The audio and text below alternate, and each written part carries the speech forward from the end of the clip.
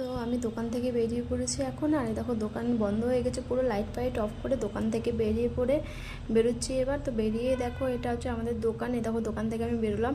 আর এই দেখো এটা হচ্ছে দোকানের রাস্তা, এর উপরে মেট্রো চলে। আর নিচে একটা ফুলের দোকান হয়েছে যেখানে গাছপালা শুধু থাকে, গাছপালা বিক্রি হচ্ছে জানো তো।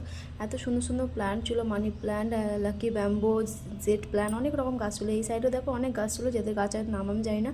তো তারপরে আমি বাড়ি চলে এসেছি।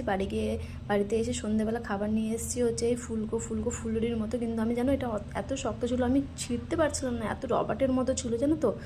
আর কি টক ওটা খেতে। তো আমি সস দিয়ে খেলাম যেহেতু। তারপরে এবার চলে আসলাম রান্না করতে।